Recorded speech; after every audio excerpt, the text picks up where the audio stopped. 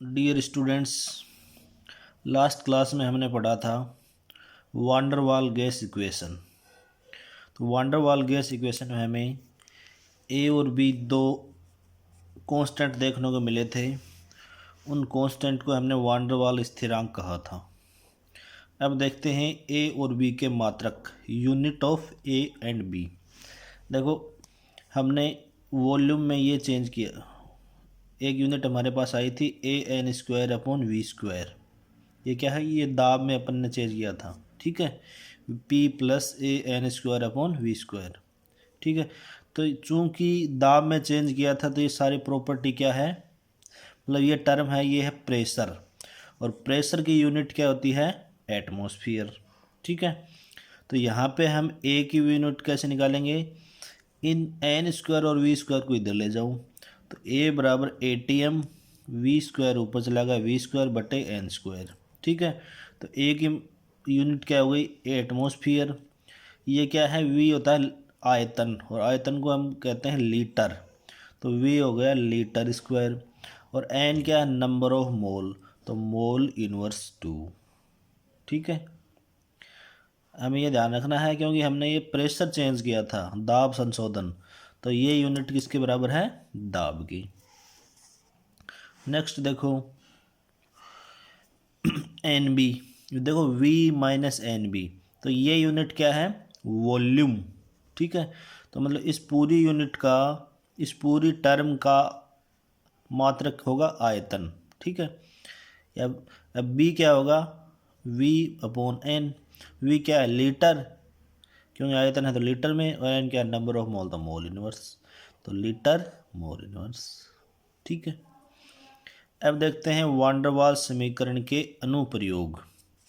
अनुप्रयोग में पहला है आदर्श व्यवहार से विचलन की व्याख्या। अब देखो, मैंने ये वांडर वाल समीकरण एक मोल गैस के लिए थोड़े भिन्न रूप में लिखी है, मतलब उसी समीकरण को इधर उधर करके लिखी है। तो ये समीकरण क्या है? PV-PB+AB/V-AB/V² ठीक है, अब देखो ए और बी हैं, ये तो छोटे कांस्टेंट हैं, ये वॉल्यूम बड़ी राशि है, तो ये इसका बहुत ही कम मान आएगा, तो इसको नगण्य कर सकते हैं। ठीक है, तो बाकी बची राशि PV-PB+A/V को हमने लिख दिया PI/VI, मतलब P ideal equals to RT। देखो, इस पूरी राशि को मैंने PI/VI लिखा है। ठीक है, अब देखो विचलन की व्याख्या कैसे होगी। तो पहले कंडीशन है अत्यंत कम दाब पे। अब हमारा समीकरण देखो ये है, अत्यंत कम दाब पे क्या होगा? यदि दाब बहुत निम्न है, तो दाब निम्न होगा तो वॉल्यूम क्या हो जाएगा? ज़्यादा, तो आयतन बहुत अधिक हो जाएगा। ठीक है, तो ये राशि V राशि अधिक हो जाएगी। ये कांस्टेंट वैसे ही कम है इसका मान, तो V का इसमें भाग देगा तो A/V क्या हो जाएगा? नेगलेक्ट। तो इस स्थिति में A/V का मान बहुत कम, और NB मतलब वर्जित आयतन है, उसकी वैल्यू भी बहुत कम हो जाएगी। तो बहुत कम हो जाएगी तो दाब को बहुत कम राशि से गुणा करेंगे तो ये और भी कम हो जाएगी। तो PB और A/V को हम क्या कर सकते हैं? नेगलेक्ट कर सकते हैं।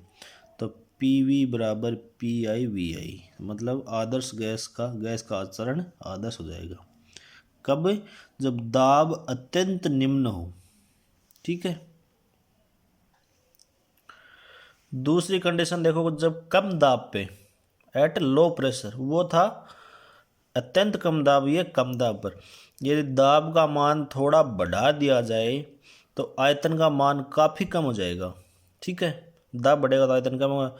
उस स्थिति में PB को नगण्य मान सकते हैं, परंतु A/V को हम उपेक्षित नहीं कर सकते। ठीक है, तो PB को नगण्य मान लिया तो PV+A/V बराबर PI/VI।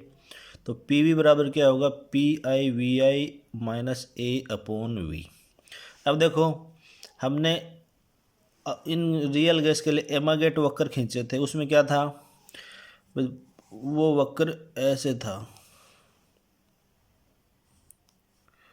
ठीक है, मतलब यहाँ से शुरू होके पहले नीचे की तरफ जाता था और फिर ऐसे बढ़ रहा था।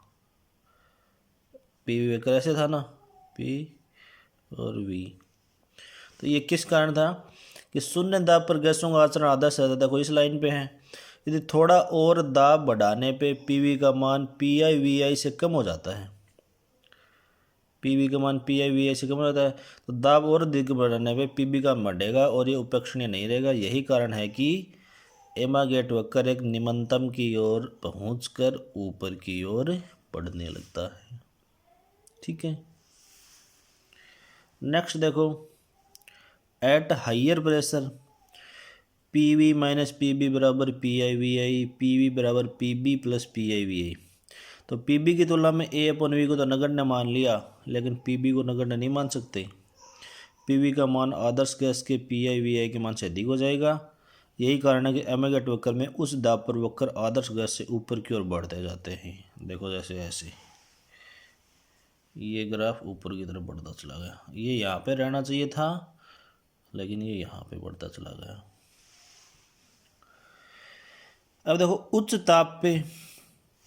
ताप पर गैसों के आयतन बहुत अधिक हो जाते हैं, तो ए अपॉन वी और पी बी दोनों उपेक्षणीय रह जाते हैं। तो पी वी बराबर पी आई वी आई। तभी कहते हैं वास्तविक गैसें अत्यंत निम्न दाब और उच्च ताप पे आदर्श गैसों की तरह बिहेव करते हैं। उसका कारण क्या है? आयतन बहुत अधिक हो जाता है।